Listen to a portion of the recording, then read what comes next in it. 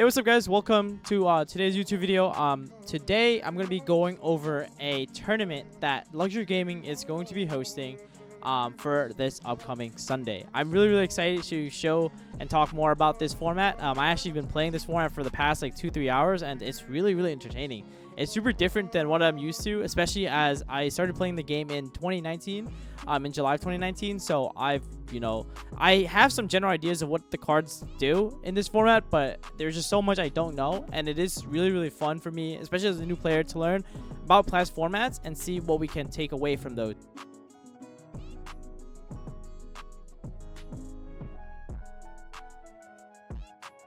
So what we're doing is we're hosting a 2011 Yu-Gi-Oh tournament, and this is basically, I guess, August of 2011, pre-September ban list, or pre-September time frame, which is September is when Photon Shockwave got released, and Dino Rabbit came, or like that deck gained a huge, massive popularity, which power crept a lot of like the current decks in like the current metagame of 2011 August time frame.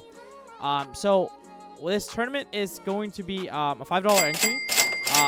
Pretty much the price support is gonna be cash. It's gonna go, I'm not sure the top split breakdown is, but all I know is that like the top split will be getting cash, and I will be playing in this tournament as well. So I'm really excited with you guys. If you guys ever want to test or anything, definitely check out my stream or my Twitch at twitch.tv/pack_official_tcg. I'll be happy to play test with you guys, and learn a little bit more about the format, figure out how to like side deck, etc.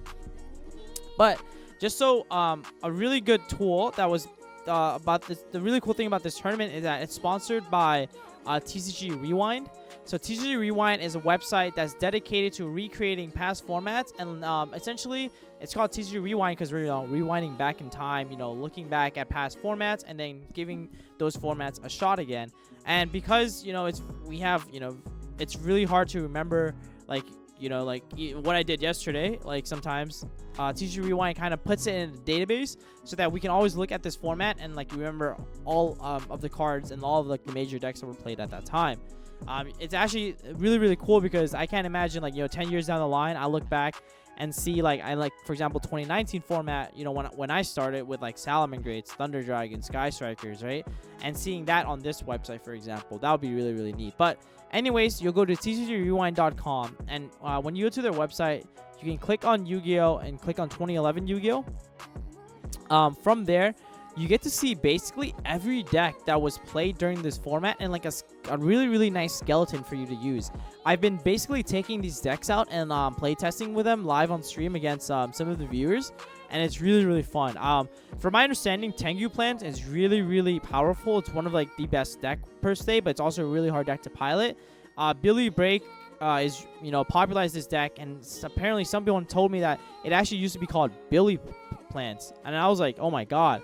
Yo, imagine having a deck named after you, man. That's like pretty iconic. You have like a Rock Sun deck, which is kind of ironic because we're playing the Rock deck in 2020 right now, and God knows it's not a stun deck, right? But like the Rock Sun deck, for example, if you were to click on it, you essentially get to see all the cards that are like in this deck. Like for example, like all the Kokimiri Gardens that we're familiar with, right? Because it's played in Adamantimators. But then you have like the Fossa Dynamic, it is a rock. You have like the walls. So this is like, it's just really funny to like take a look at what people played in 2011 and seeing its impact in the current metagame, right? Like we play, for example, like Kokimiri Garden in today's format. We play Gigantus in today's format. Duality was really broken back then, but some of the cards like in this deck are still played today, and so that's like really interesting. But also at the same time, some cards are like completely banned, so that also says a lot. But if you give this deck a try, what you can do is just click on YouTube, click on 2011, test all these decks, find one that you enjoy. Personally, I've played the Agent deck, which make uses of Hyperion. Honestly, Hyperion reminds me of Access Code. It just keeps popping monsters, which is like really powerful. And so there's like also Monarchs, and it also has like that tier list. So like for those of you who like don't want to play meta decks, right? Like you can also play like tier 4 and tier 3 decks. But when I look at this format, something that I really appreciate is that like, look at how many tier 1 decks there are. Look, there's Psychics, Nordics, there's Karakuris, there's Herald Perfection, there's X-Sabers, there's Dark Worlds. Like Chaos Heroes. Like there's just so many decks and like so many options that like you can truly play whatever you want and still be a competitive Yu-Gi-Oh player and do well in the format. And the deck at this time like really required a lot of skill in terms of like managing resources, which, you know, Go format is really heavily popularized for that reasoning. But I feel like you just learn so much. Like in already the short time that I've been playing for the last like 2-3 hours of this format, you know, I've learned more about like how to hold my resources. I've learned as well as what to predict in terms of like trap cards, because back row in this format is like something that you have to like respect, especially because like, you know, torrential tribute, you know, bottomless trap hole, like the solemns, like warning, judgment, you know, mirror force, D barrier, or like dimensional barrier, or whatever the one that when you attack you advantage. Like those cards are like, you know, very impactful disruption cards. So yeah, the decks that I personally tested was X Sabers, Chaos Agents, the Chaos Hero deck, and the like the Hyperion deck. So yeah, they were all really fun.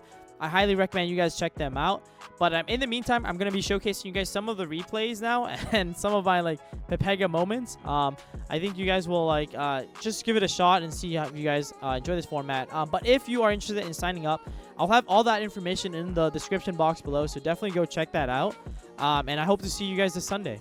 But without further ado, I'm gonna move on to some replays for you guys to watch. Guys, so I'm here with Jibril actually, and Jibril, as you may not have known, he's actually been doing really well in the online events. He's been piloting my Dolces, piloting rocks, and actually topped some of the online events. And I got to actually meet him, as he was actually the first 10 subscriber to my Twitch that since I've started this channel like way back when. So you know, it's just really cool to see how Jibril transformed from, you know, someone like that we were just talking, you know, on stream, to someone who's doing really well in the current metagame. But anyways, without further ado, I convinced him, or actually he convinced me. He was like, yo, Pat, let's play 2011. I'm like, yo, sure, why not? And so we decided to play it, and you know, I went on that website, TG Rewind, I picked a list, and I decided to play it.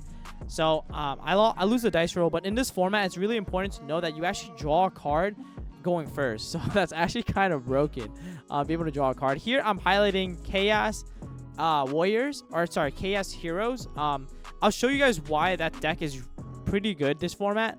But anyways, we're gonna get right into it. So he goes first and he hits Duality. So Duality is really broken because this format is very slow. Like I'm not like making 5 infinite negates like you know what I mean, like with Pendulum or like the Adamantipator boards nowadays. It's in fact it's a lot slower. You kind of like control the game. Like I feel like almost every deck is it's like a control deck, and then you kind of like poke your opponent a little bit and essentially like try to like momentum shift the game in your favor. So we'll have the Duality here hitting. So he has the Barbados, the MST, and the Skill Drain. So Jibril built his own variant of this, but essentially what he's playing is he's playing kind of like a stunny TG you know, floaty deck. Essentially the best way I describe this deck is if you've played Unchained in the current metagame, this deck is basically Unchained with Floodgates, because all of his cards float in the graveyard. So like he's able to play cards like Skill Drain, and Barbados being a 3k Blue Eyes, if you have Skill Drain on the field, makes it really powerful as well.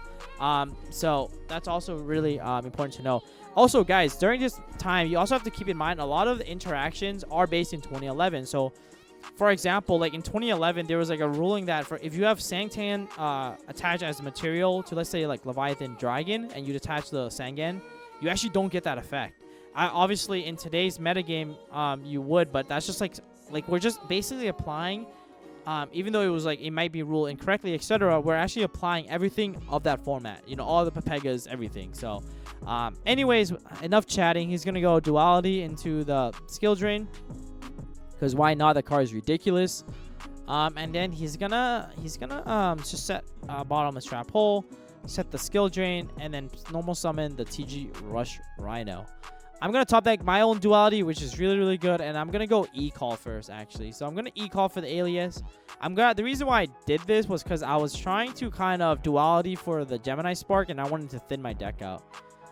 Anyways, I'm going to go Duality, and I didn't hit the Gemini Spark, which is really good. It has really good synergy with Alias.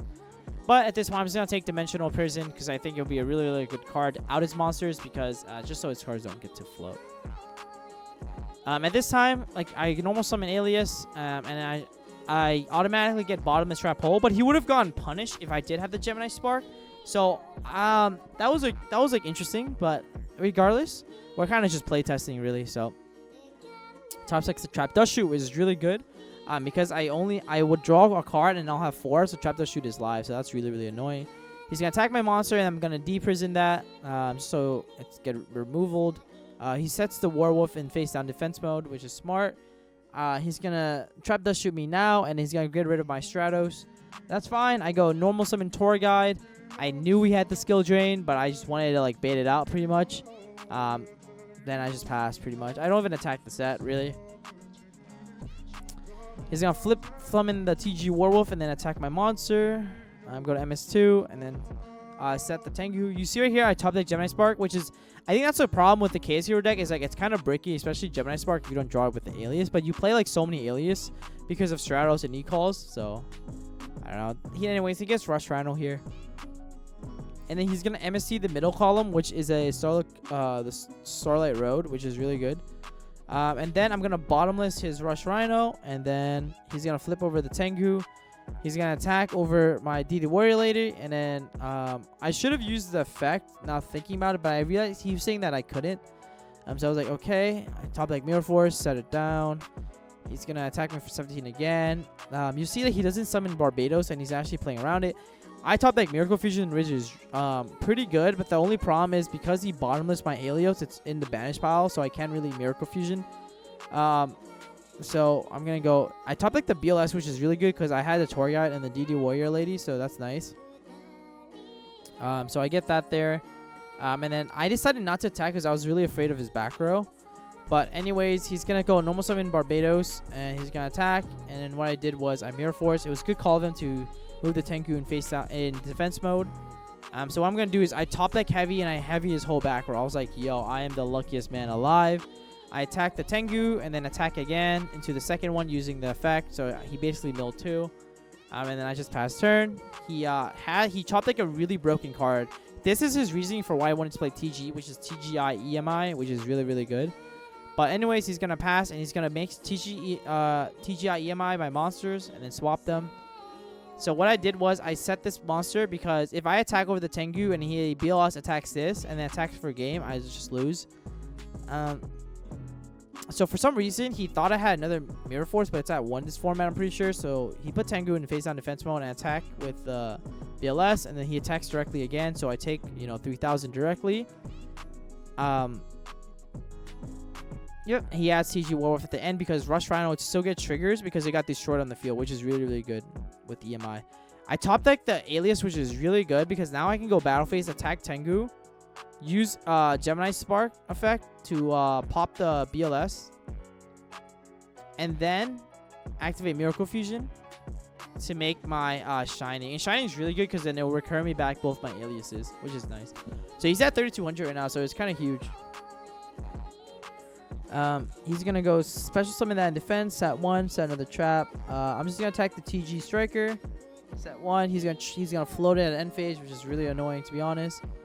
His top deck's another skill drain, bro. I'm like, yo, this man has 3 skill drains, and the skill drain is at 3 this format. That's crazy. He attacks. It's gonna search another card. Basically, he's waiting for TGI EMI, which he'll draw eventually. But anyways, he puts that in attack mode. Sets 1. So we'll see what he tries to do here. So I go attack, and then he's going to go activate Skill Drain, activate Horn, activate another Horn, and then I'm going to Judgment that Horn. Just so that he dies there. But that would have been nuts, actually. He would have drawn 2 cards off Horn, which is actually insane. So he tops like the TGI EMI, which is so broken.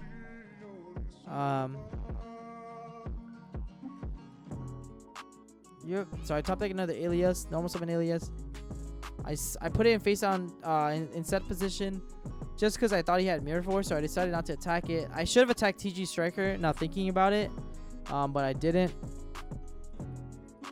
Yep. So there's Barbados. I bottomless the Barbados, but then he can just Alias attack Striker for game. To be honest, I feel like I misplayed that really badly, but I definitely could have won that. But that was my fault. But anyways, we're going to game 2. And I decided to go first. So let me see my hand. So I drew really well because I did have Alias with Gemini Spark. That's like a really good card to draw. So I was supposed to draw Jix card, so that's why. Anyways, I add Thunder King Ryo. It's really good because if I beat his monsters, then he can't add them at end phase.